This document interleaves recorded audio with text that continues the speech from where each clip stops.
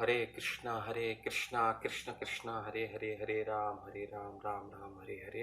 ओम अज्ञानं तिमिरान्धस्य ज्ञानं जनाशलाकया चक्षु उन्मीलितं येन तस्मै श्रीगुरुवे नमः।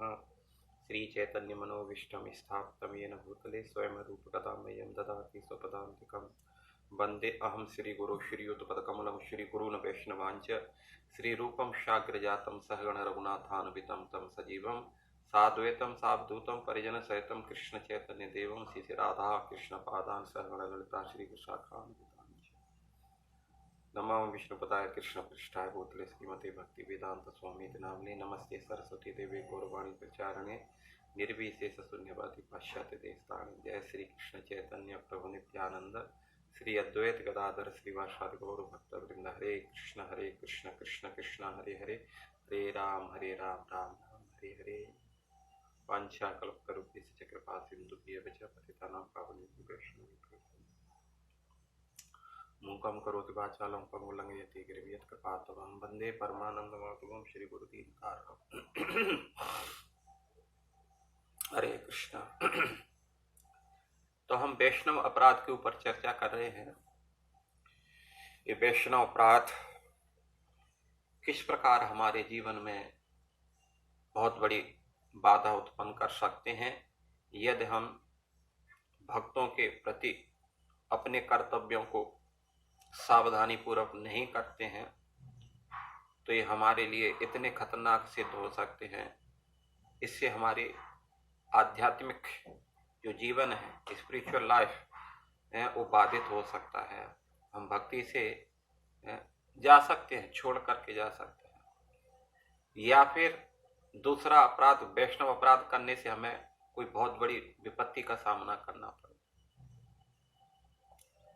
तो इसलिए आज हम देखते हैं कथा के माध्यम से, तो हमें विशेष करके इन वैष्णव अपराधों से बहुत सावधानी बरतनी चाहिए।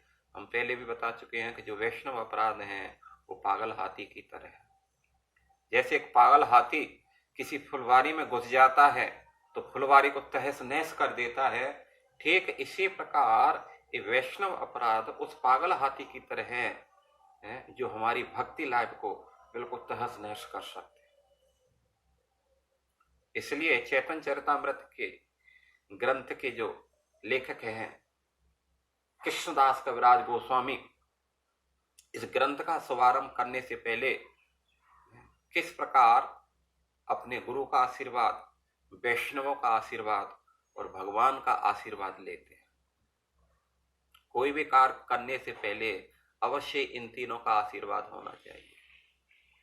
तो कृष्णदास कविराज बोलते हैं, ग्रंथेर आरंभे करी मंगलाचरण, गुरु वैष्णव भगवान तीनेरा स्मरण। गुरुर ग्रंथेर आरंभ करी मंगलाचरण, ग्रंथ का शुभारंभ करने से पहले जो है मंगलाचरण कर रहे हैं, मंगल आचरण। ये मंगलाचरण का मतलब होता है कि हम कोई कार्य करने के लिए जा रहे हैं तो निर्विघ्न वो हमारा संपन्न हो सके, पूर्ण फल के साथ में, पूर्ण सफलता के साथ में संपन्न हो। तो इसलिए हमें वैष्णवों की, गुरु की और भगवान की कृपा की याचना करना चाहिए, उनका आशीर्वाद होना चाहिए। गुरु वैष्णव भगवान तीनेर स्मरण, वो कृष्णदास कविराज जी तीनों का स्मरण कर रहे हैं, क्योंकि तीनेर स्मरण है विघ्न विनाशन, अनायासे हय निज वांछित पूर्ण। तीनेरा स्मरण है विघ्न विनाशन। यदि इन तीनों का आशीर्वाद हम लेते हैं तो हमारी पहाड़ जैसी समस्या भी चूहा जैसे बन करके निकल जाएगी। अनायास से है निज वांछित पूर्ण। अनायास, अनायास का मतलब बिना कोई ज्यादा संघर्ष नहीं करना पड़ेगा, ज्यादा कोई मेहनत नहीं करनी पड़ेगी, बहुत आसानी से हमारा कार्य पूर्ण सफलता के साथ में संपन्न हो जाएगा। इसलिए भक्तों का आशीर्वाद बहुत जरूरी है। तो हम जो है ये भक्तों का आशीर्वाद लेते हुए और भी आगे बोलते हैं, कृष्ण उच्छिष्ट है महाप्रसाद नाम, भक्त शेष हैले महाप्रसादाख्यान। कृष्णेरा उच्छिष्ट है महाप्रसाद नाम। जब भगवान को हम कोई भोग अर्पण करते हैं तो महाप्रसाद बन जाता है। लेकिन भक्त शेष हैले महाप्रसादाख्यान। लेकिन भक्त उसको अब जो भगवान के प्रसाद को ग्रहण करते हैं तो भक्त का जो प्रसाद है उच्छिष्ट है वो महाप्रसाद बन जाता है। और प्रसाद का मतलब कृपा भी होता है। जहाँ पर कृपा राम की होई ता पर कृपा करे सब कोई। यदि भक्तों का आशीर्वाद है तो भगवान आशीर्वाद तो बिल्कुल उन्होंने पहले से भक्त का आशीर्वाद का हो जाने से, भक्त का आशीर्वाद मिल जाने से भगवान के आशीर्वाद में कोई देर नहीं लगती है, वो तुरंत आशीर्वाद दे देते हैं। जब भक्त का और भगवान का, गुरु का और भगवान का यदि आशीर्वाद प्राप्त हो जाता है तो कोई भी कार्य हमारा बहुत इजीली हो जाता है। तो इसलिए भगवान को जो ऑफर किया जाता है, कोई वस्तु प्रसाद बनती है, महाप्रसाद बनती है, लेकिन भक्त उसी महाप्रसाद को ग्रहण कर लेते तो महाप्रसाद बन जाता है, महाप्रसाद हो जाता है। और उसको खाने से समझ लेना चाहिए, उस आशीर्वाद को लेने से जीवन में कभी भी असफलता का मुख नहीं देखना पड़ेगा। इसलिए कृष्णदास कविराज जी इस बात को बोलते हैं कि हमें भक्तों का आशीर्वाद, प्रसाद बहुत जरूरी है हमारे जीवन में उन्नति के लिए। प्रसादे सर्व दुखानाम, भगवान ने गीता में भी इस बात को उल्लेख किया है। दूसरे अध्याय में भगवान बोलते हैं, प्रसादे सर्व दुखानाम हानि अश्योपन जायते, प्रसन्न चेतसो ही आसु बुद्धि पर्यवतिष्ठते। भगवान बोलते हैं कि अर्जुन, जो मेरा प्रसाद ग्रहण करता है, प्रसादे सर्व दुखानाम, प्रसाद मतलब कृपा, जो मेरा आशीर्वाद ले लेता है, चाहे वो भगवान का प्रसाद, भक्तों का प्रसाद ग्रहण करके या उनकी सेवा करके, जो मेरा आशीर्वाद ग्रहण कर लेता है, प्रसादे सर्व दुखानाम, तो उसके क्या फल होता है, उसका रिजल्ट क्या आता है, सर्व दुखानाम, उसके सारे दुखों का क्षय हो जाता है, नाश हो जाता है, सब कष्ट, पहाड़ जैसी विपत्ति भी खत्म हो जाती है। प्रसादे सर्व दुखानाम हानि, और हानि अश्योपन जायते, धीरे धीरे करके जो अमंगल है वो भी खत्म हो जाता है, उसके जीवन से सब अमंगल चला जाता है, मंगल का आगमन होता है। मंगल भुवन अमंगल हारी। भक्त और भगवान दोनों ही मंगल के आधार हैं, स्रोत हैं, शुभ के स्रोत हैं। तो इसलिए भक्त और भगवान का आशीर्वाद से नंबर 1 हमें जो है आशीर्वाद मिलने से पहला बेनिफिट है हानि अश्योपन जायते, हमारे जीवन में अमंगल खत्म हो जाएगा। और प्रसन्न चेतसो ह्यासु, हमारा चित्त प्रसन्न होगा, टेंशन खत्म होगी। कोई भी चीज है, जब हमारे संकट खत्म होते हैं, जब संकट में नहीं होते तो स्वाभाविक ही हम प्रसन्न होते हैं। समस्या तब आती है जब हम विपत परिस्थिति से गुजरते हैं, तब फिर हम घबराते हैं। लेकिन भगवत कृपा से, भगवत आशीर्वाद से, भक्तों के आशीर्वाद से सर्व दुखाना, हमारे धीरे धीरे करके वो अमंगल हैं, वो दुख हैं, धीरे धीरे करके नष्ट हो जाते हैं और अमंगल खत्म हो जाता है। हमारा चित्त प्रसन्न होता है और हमारी जो बुद्धि है, मन है, चेतना है, इंद्रियां हैं, वो ठीक डायरेक्शन में काम करती हैं, परफेक्ट रूप से काम करती हैं। भगवत आशीर्वाद से, भक्तों के आशीर्वाद से हमारी बुद्धि भी ठीक से निर्णय देती है। यदि भगवत कृपा नहीं है, भगवत भक्तों का आशीर्वाद नहीं है, तो ये भी ठीक से निर्णय नहीं देती है। तो इसलिए भक्तों का आशीर्वाद बहुत ही जरूरी है हमारे जीवन में। और विशेष करके अपने कार्यों के द्वारा इतना सावधानी से हमें भक्तों के प्रति सतर्क रहना चाहिए कि किसी प्रकार उनको क्षोभ उत्पन्न नहीं होना चाहिए उनके मन में। हमारे कार्यों के द्वारा उनको किसी प्रकार का कष्ट नहीं होना चाहिए। यदि हमारे कष्ट हमसे, यदि वो मन में कष्ट ऐसा महसूस स्वीकार कर लेते हैं कि इनके द्वारा मुझे बहुत कष्ट होता है, तो हमारी नंबर एक भक्ति में हमें बाधा आने लग जाती है धीरे धीरे करके। और सबसे पहले बाधा ये है कि हमारा मन भक्ति से उछट जाता है। फिर हमें वो आनंद टेस्ट भगवत सेवा में, नाम जप में, कोई भी प्रोग्राम अटेंड करने में फिर वो मन नहीं लगता। और एक दिन वो होता है कि हम भक्ति छोड़ करके चले जाते हैं, भजन छोड़ करके फिर से संसार में चले जाते हैं। और दूसरी बात ये आ सकती है कि हमें कोई कुछ भौतिक विपदा का सामना करना पड़े, संसार की कोई विशेष परिस्थिति से हमें गुजरना पड़े, चाहे वो दैवी संपदा, दैवी आपत्ति हो सकती है, कोई दुर्घटना हो सकती है, या हमारे जो है और भी धन जन हानि, किसी प्रकार की हानि का सामना करना पड़े। तो आज के हम इस कथा के अंदर देखेंगे कैसे कि रामचंद्र खान जो हरिदास ठाकुर के चरण में अपराध किया था, जिससे उसका पूरा परिवार बर्बाद हो गया, इतना ही नहीं उसका पूरा गांव बर्बाद हो गया, उजड़ गया वो। तो बात उस समय की है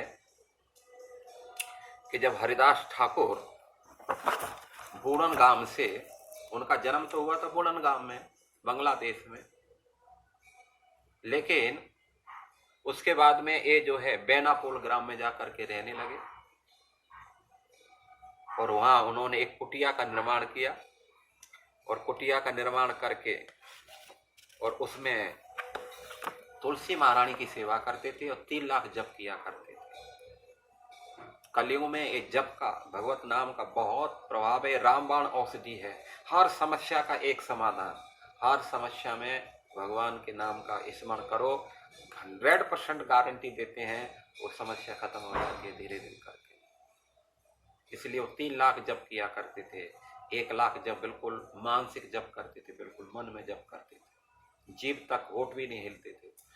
दूसरा जो जप होता था 1 लाख का, उनका वो जो है थोड़ा सा बोल करके करते थे, जो हम खुद सुन सकते थे, जैसे हरे कृष्ण कृष्ण कृष्ण हरे हरे, हरे राम राम राम हरे हरे। और तीसरा जप उच्च स्वर से जप करते थे, जोर जोर से, हरे कृष्णा कृष्ण कृष्ण हरे हरे, हरे राम राम राम हरे हरे। इससे जितने भी पशु पक्षी कीट पतंग जहां जहां तक ये धुनी जाती है, क्योंकि ये धुनी, ये जो साउंड ट्रांसेंडेंटल आध्यात्मिक साउंड है, स्पिरिचुअल साउंड है। और जहां जितने परिवेश में जाएगा उतने परिवेश में पशु हैं, पक्षी हैं, कीट है, पतंगे हैं, जो भी इसको सुनेंगे गारंटी उनके जीवन में मंगल आ जाएगा, उनका कल्याण हो जाएगा। इस प्रकार प्रत्येक दिन लगातार नॉन स्टॉप 3 लाख जप किया करते थे, तुलसी महारानी की सेवा करते थे। इसका प्रभाव ये हुआ उनकी भक्ति से, क्योंकि भक्ति का जो प्रभाव है वो इतना प्रभाव है कि आप कितने भी गुप्त स्थान में क्यों न रहो, यदि वहां भी यदि भगवान का भजन करेंगे तो धीरे धीरे करके भक्ति का जो प्रकाश है वो सर्वत्र फैलने लग जाता है। आपकी कीर्ति धीरे धीरे करके सर्वत्र फैलने लग जाती है और लोग उससे फिर आकर्षित होने लगते हैं। तो इसी से जो है हरिदास ठाकुर की भक्ति के प्रभाव से और ये होने लगा कि वो जितने भी नजदीक के गांव थे वहां, वो धीरे धीरे करके उनके पास में आने लगे, उनके दर्शन के लिए, उनके आशीर्वाद के लिए, और विशेष करके उनसे श्रवण करने के लिए हजारों की संख्या में लोग आते थे। और इसका ये प्रभाव पड़ा कि दूर दूर तक उनकी ये कीर्ति फैलने लगी। तो वहां उस समय मुगलों का शासक था ही, तो उसका एक सेवक जिसका नाम था रामचंद्र खान, जो उस क्षेत्र में टैक्स कलेक्ट करता था सरकार के लिए, राजा से। और वहां का राजा था नवाब हुसैन, तो उसके लिए वो टैक्स कलेक्ट करके देता। जब ये बात उसके कान में गई तो बहुत उसको ईर्ष्या होने लगी। हालांकि वो हिंदू था लेकिन मुसलमान के यहाँ नौकरी करता था, इसलिए खान, और खान होने से उसका पूरा खान ही बन गया वो। फिर उसकी मेंटलिटी भी पूरा मुस्लिम जैसी हो गई, तो उसको बहुत ईर्ष्या होने लगी और बहुत जलन होने लगी। उसने सोचा कि ये व्यक्ति ये साधु ऐसे ही लोगों को आकर्षित करता रहेगा तो उससे जो है इस्लाम खतरे में आ जाएगा, क्योंकि इस्लाम बहुत जल्दी खतरे में आ जाता है। तो उन्होंने तुरंत एक्शन लिया। उन्होंने तो पहले कुछ कमियां उनके अंदर ढूंढने का प्रयास किया, लेकिन बहुत प्रयास किया, कोई भी उनके अंदर कमी नहीं मिली। क्योंकि कृष्णदास कविराज जी बोलते हैं कि हरिदास ठाकुर, इनके अंदर इतने सद्गुण थे, इतने महान इनके अंदर गुण थे, जिनकी असीमित जिनकी कोई संख्या ही नहीं है। इतने सद्गुणों की एक खान। इसलिए इन्होंने बहुत कुछ प्रयास किया, लेकिन कोई इनको ऐसा एक बिंदु मात्र भी दुर्गुण दिखाई नहीं दिया जिसको माध्यम बना करके और उनके ऊपर कोई दोषारोपण कर सके।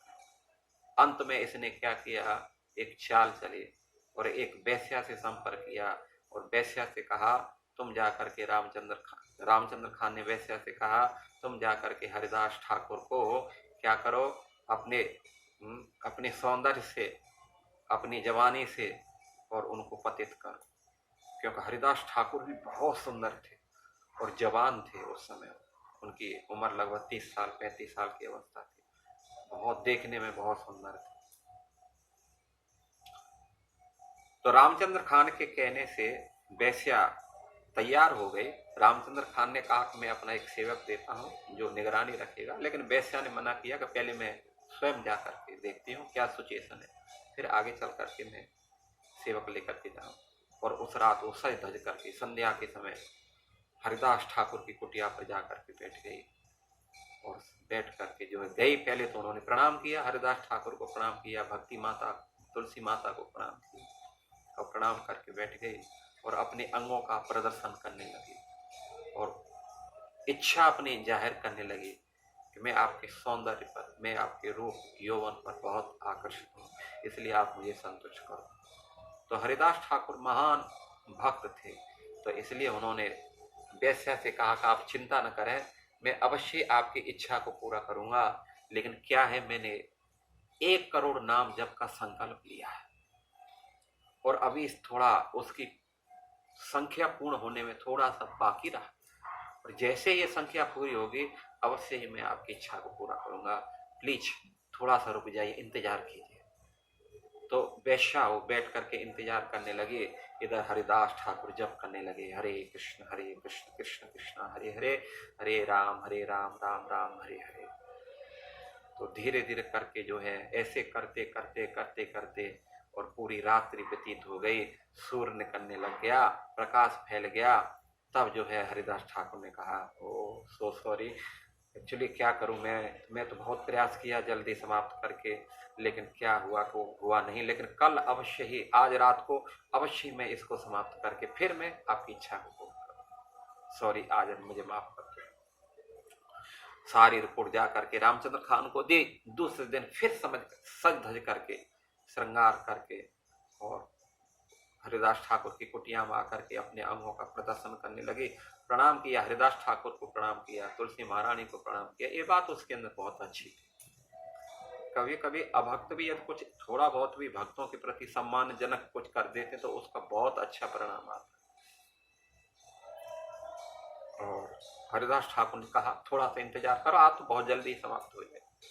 और इस प्रकार जो है इसी इच्छा में कि आज अवश्य ही मेरी इच्छा पूरी होगी, वेश्या बैठ करके श्रवण करने लगी।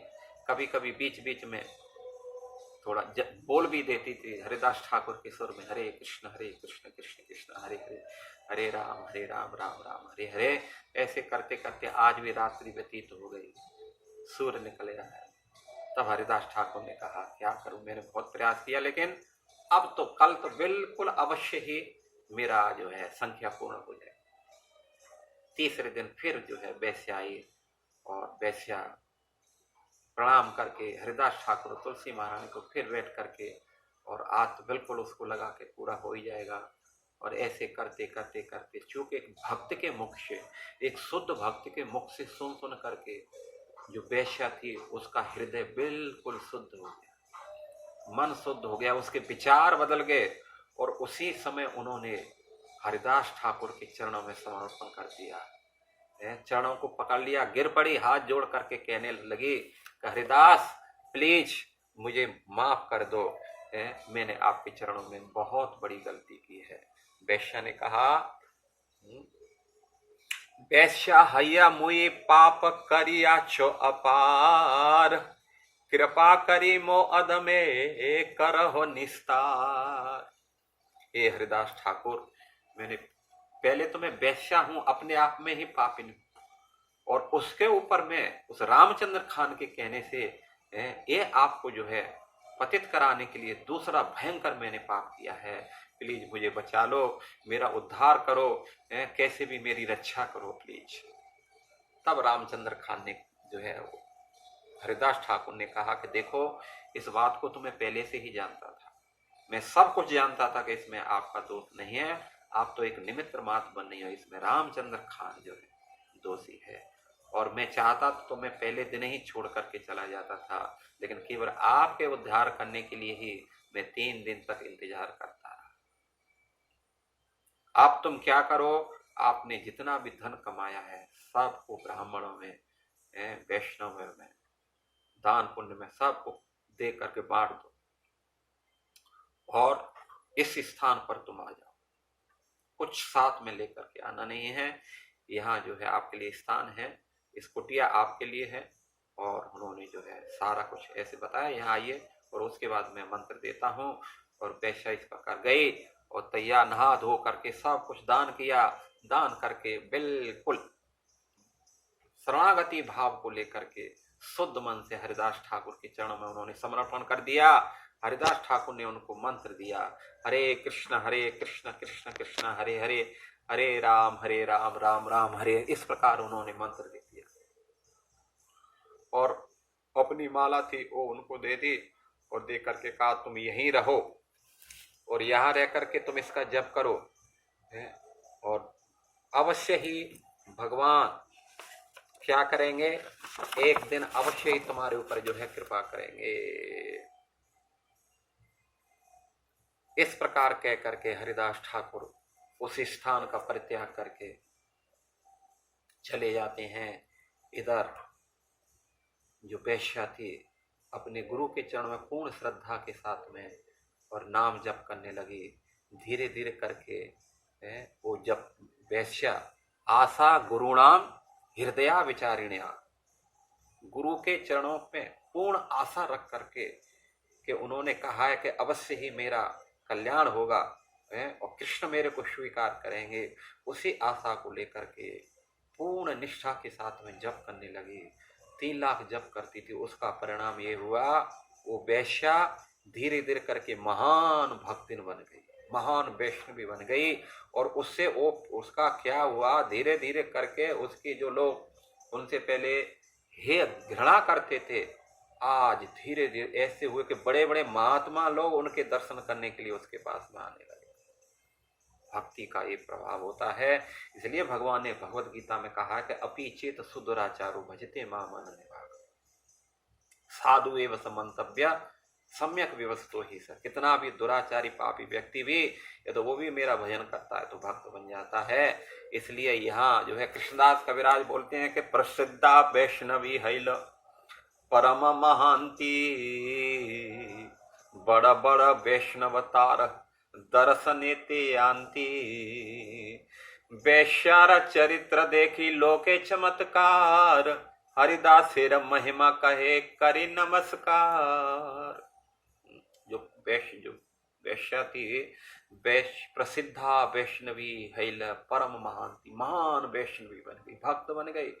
और बड़ा बड़ा वैष्णव तार दर्शन जानती, बहुत बड़े बड़े महात्मा लोग, साधु महात्मा उनके दर्शन करने के लिए आने लगे। लोग हजारों की संख्या में लोग दर्शन करने के लिए आते थे। इस प्रकार जो है वो वैश्या आगे चल करके हरिदास के आशीर्वाद से और अपना शरीर त्याग करती है और सीधे भगवत धाम को पर चली जाती है। लेकिन उधर ही हुआ क्या था कि वैश्या का तो कल्याण हुआ, लेकिन जो रामचंद्र खान था उसकी क्या दुर्गति होती है, इसके ऊपर हम चर्चा करेंगे।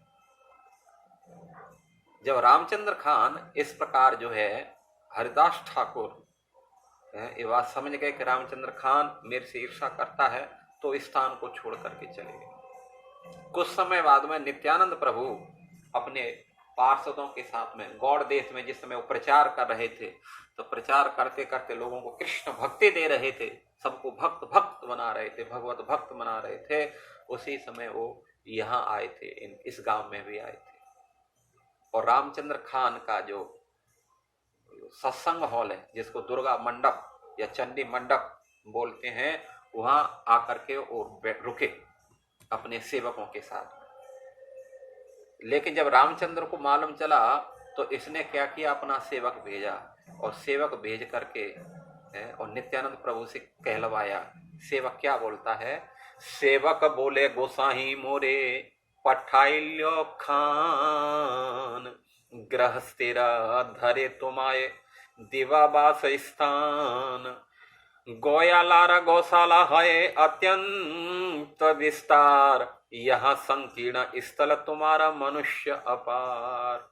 उस सेवक ने हाथ जोड़ करके कहा कि मुझे रामचंद्र खान ने भेजा है, और उन्होंने कहा कि देखो आप ऐसा करो, गौशाला में चले जाइए, क्योंकि ये स्थान आपके लिए उचित नहीं है, अनुकूल नहीं है। वैसे भी आपके लोग ज़्यादा हैं, इसलिए यहाँ जो है थोड़ा दिक्कत हो रही है। वहाँ गौशाला में बहुत जगह, वहाँ पर आराम से बैठ सकते हैं, रह सकते हैं, सत्संग कर सकते हैं। इसको सुन करके नित्यानंद प्रभु को बड़ा क्रोध आया, जबकि बहुत स्पेस था, वहाँ सब कुछ था। लेकिन चूंकि रामचंद्र फूला तो बहुत द्वेषी था ही भक्तों से, तो नित्यानंद प्रभु ने कहा, सत्य कहे यही घर मोर योग्य न है। नित्यानंद कहा, बिल्कुल ठीक कहते हो, वास्तव में ये स्थान मेरे लिए नहीं है।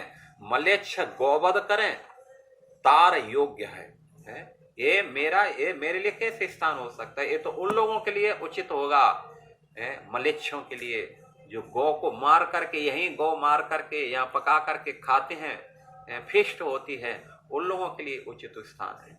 और इस प्रकार जो है नित्यानंद प्रभु अपने सहपाठियों को लेकर के उस स्थान का परित्याग करके चले जाते हैं। इधर क्या हुआ, ये उस भयंकर अपराध ने अब जो है हरिदास ठाकुर के प्रति भी अपराध हुआ और नित्यानंद प्रभु के भी प्रति अपराध कर दिया। अब क्या हुआ, एक दिन की बात थी, क्योंकि जो रामचंद्र खान टैक्स कलेक्ट करता था तो राजा के कोष में जमा करता था। लेकिन इसने क्या किया, कुछ दिन से टैक्स तो कलेक्ट कर रहा था, लेकिन धन जमा कोष में नहीं कर रहा था। तो इसलिए राजा ने एक वजीर को भेजा, मलेच्छ वजीर को भेजा, जाओ पता लगाओ क्यों नहीं जमा कर रहा है, और उसको इतना बड़ी सजा दो जो जीवन भर वो याद रखे, उसने टैक्स क्यों नहीं जमा किया आज को। तो मलेच्छ अपने सैनिकों के साथ में उस गांव के अंदर आया, और वो क्या किया, वहीं उस चंडी मंडप में, दुर्गा मंडप में वो रुका, रामचंद्र खान के अपने सैनिकों के साथ में, सेवकों के साथ में। और उसने क्या किया, वहीं गौवध करके उसको पकाया, मांस को पका करके, और वहीं उन्होंने फिस्ट किया, और फिस्ट करके, और अंत में क्या किया उन्होंने, रामचंद्र खान, उसकी पत्नी, उसके बच्चों को अरेस्ट कर लिया और पूरे घर की संपत्ति जब्त कर ली। और क्या किया, उनके सेवकों को आदेश कर दिया कि जाओ पूरे गांव को उजाड़ करके रख दो। तो उनके जो है, क्योंकि मुसलमानों का तो ये शुरू से ही रहा है, तो इस प्रकार उनके सेवक गए और जितने भी हिंदू उसमें थे सब के घरों को उन्होंने लूट लिया, उनकी माँ बहनों के साथ में बलात्कार किया। इस प्रकार लोग डर से, भय से उस स्थान को छोड़ छाड़ करके भाग गए और अपना जान बचा करके भागे, अपना कुछ लेकर के भी नहीं गए। और इस प्रकार वजीर ने पूरे गांव को खूब लूटा खसूटा, और उसका परिणाम हुआ कि कि धीरे धीरे करके इन तीनों को अरेस्ट करके ले गए, पूरी संपत्ति जब्त करके इनको जा करके जेल में डाल दिया। और धीरे धीरे करके वो गांव के लोग सब उस गांव को छोड़ करके बाहर चले गए, यथा तथा जहाँ वहाँ जान बचा करके रहने लगे। और ये गांव पूरा बीहड़ बन गया है, पूरा गांव उजड़ गया। तो ये होता है भक्तों के चरणों में अपराध करने से। इसलिए हमें सावधान रहना चाहिए, प्रयास करना चाहिए कि हमें किसी भी प्रकार अपराध न किया जाए। एक व्यक्ति ने अपराध किया जिसका परिणाम पूरे गांव के लोगों को भुगतना पड़ा। तो इसलिए एक भक्त के कारण यदि किसी गांव में किसी शहर में एक भक्त जन्म ले लेता है तो पूरा क्षेत्र जो है प्रसिद्ध हो जाता। तो ऐसे ही कोई एक दुर्गुण व्यक्ति, पापी व्यक्ति उस स्थान में भक्तों के समाज में रहता है तो वो पूरे उसको जो है बर्बाद कर देता है, उस क्षेत्र को ही बर्बाद कर देता है। तो रामचंद्र खान के कारण वो तो बर्बाद हुआ, पूरा उसका घर उजड़ गया, बीवी बच्चे अरेस्ट करके और स्वयं को अरेस्ट करके जेल में डाल दिए गए और पूरा गांव भी बर्बाद हो गया। तो सिद्धांत क्या है? तो सिद्धांत ये है कि हमें अपराधों से बचने का प्रयास करना चाहिए। जैसे भी हो किसी न किसी प्रकार हमें अपराध नहीं करना चाहिए, नहीं तो भयंकर जो है सामना करना पड़ेगा। तो इसलिए बंधुओं, ये हमने जो है दूसरा वीडियो आप लोगों के लिए बना करके डाल रहे हैं लेक्चर का। तो ये समय मिलता है इस लॉकडाउन में, इस बार अब तो अभी बहुत समय है, समय काटना ही बहुत मुसीबत हो रहा है। तो इसलिए इसे अवश्य सुने और सुन करके जो है अपने जीवन में उतारने का प्रयास करना चाहिए। भक्तों को रेस्पेक्ट करना चाहिए, भक्तों का सम्मान करना चाहिए। और यदि आप नहीं भी सम्मान करते हैं तो कम से कम उनसे ईर्ष्या द्वेष न करें, उनसे किसी प्रकार का जो है अपने कार्यों से उनको अहित न पहुंचाएं। इसी बात में एक छोटी सी कथा आपको सुना देते हैं। स्वयं रूप गोस्वामी जो भगवान के अनन्य भक्त थे और वृंदावन में रहते थे, तो रूप गोस्वामी इतने भक्ति में उन्नत थे कि वो भगवान की लीला कथाओं का दर्शन किया करते थे बैठे बैठे। तो एक बार की बात थी, वो भगवान की लीलाओं का चिंतन कर रहे और भगवान की लीला क्या थी कि राधा रानी फूल तोड़ने गई है और उसने देखा, उसने क्या किया था, एक जो है कुछ फूल जो थे थोड़ा ऊंचाई पर थे, तो कृष्ण भी उनके साथ में थे। इसलिए कृष्ण से कहा कि कृष्ण आप क्या करो, इसकी जो डाली है थोड़ी ऊंची है उसको नीचा करो और नीचा करके हम फूल तोड़ लेते हैं। तो कृष्ण ने क्या किया, अपना लंबा हाथ करके जो है वो डाली को नीचा कर दिया। तो राधा रानी ने क्या किया, अपने एक हाथ से पकड़ करके और दूसरे हाथ से वो फूल तोड़ने लगी। जब फूल तोड़ने लगी तो अचानक भगवान, तो भगवान ही आप समझ सकते हैं कृष्ण कैसे हैं, उन्होंने क्या किया, अचानक उस डाली को छोड़ दिया। तो राधा रानी उस डाली के साथ ही ऊपर चली गई। तो रूप गोस्वामी ये देख रहे थे तो उनको हंसी आ गई। और उसी समय क्या हुआ था, एक जो कुबड़ है थोड़ा सा लंगड़ा करके वैसा चलने वाला एक भक्त वहां से गुजर करके जा रहे थे उनकी कुटिया के सामने से। तो अचानक इनको हंसी आना हुआ और उनका वहां से गुजरना हुआ। तो उनको लगा कि देखो रूप गोस्वामी हमें देख करके हंस रहे हैं, हमारे शरीर को इस प्रकार, हमारे टेढ़ा शरीर के अंगों को चलने को जो है देख करके हंस रहे हैं। तो उनको बड़ा कष्ट और वो अपने चुपचाप चले गए, वहां से अपनी कुटिया में चले गए। इधर रूप गोस्वामी का क्या हुआ, इधर जो रूप गोस्वामी दर्शन कर रहे थे अब अदृश्य हो गया। उन्होंने बहुत प्रयास किया दोबारा से भगवान के उन लीला कथाओं को देखने का, लेकिन अब बिल्कुल भी स्मरण नहीं हो रहा है। सोच लो, भगवान के बिल्कुल अनन्यतम पार्षदों में से एक पार्षद है, जितने भी उनके बहुत क्लोज में हैं उनको, उन रूप गोस्वामी का भगवत लीला स्मरण चिंतन बिल्कुल खत्म हो गया। उन्होंने जाकर के अपने बड़े भाई सनातन गोस्वामी से इस बात को कहा, कैसे थी बात है भैया। तो उन्होंने कहा अवश्य तुमने किसी का अपराध किया है। तो उन्होंने कहा कि मैं तो किसी का गया भी नहीं हूँ, कुटिया से भी नहीं निकला हूं मैं तो उस समय ब्रज में इतने ज्यादा लोग तो नहीं थे, क्योंकि बहुत आज से 500 वर्ष पहले साधु महात्मा इतने नहीं थे, तो उन्होंने कहा कि ऐसा करो, भंडारा करते हैं, सभी को आमंत्रित करते हैं, जो नहीं आए तो समझना चाहिए कि वो ही नाराज है। तो भंडारा किया तो बस सब आए, लेकिन वही साधु महात्मा जी नहीं आए थे। पता किया कि हाँ, वो जो थोड़े से उनका शरीर कुबड़ है वो नहीं आए हैं। तो उनके पास में गए, रूप गोस्वामी स्वयं गए और हाथ जोड़ करके कहा, महाराज आप भंडारे में नहीं आए आज हमारे में। तब उन्होंने कहा कि अच्छा है, भंडारा खिला रहे हैं, और उस दिन मैं गया, आप मेरे को देख करके हंस रहे थे, मेरे शरीर को देख करके हंस रहे थे, ऐसे भंडारे से क्या हुआ? जब तुम्हारे अंदर प्रेम नहीं है मेरे लिए, तो मैं तुम्हारे लिए थोड़ी भंडारा खाऊं, कोई थोड़ी भूखे मर रहा तुम्हारा भंडारा खाने के लिए। तो रूप गोस्वामी को आश्चर्य हुआ, बोला किस दिन? मैं हंसा आपको देख करके। बोला उस दिन, उस समय संध्या के समय में जा रहा था, तो आप जो है बैठे थे, और जब मैं गया तो मेरे को देख के हंसे थे। तब उन्होंने बताया कि ऐसी ऐसी बात थी। उस दिन वास्तव में मुझे तो मालूम ही नहीं था कि आप मेरे सामने से निकल कर गए हैं।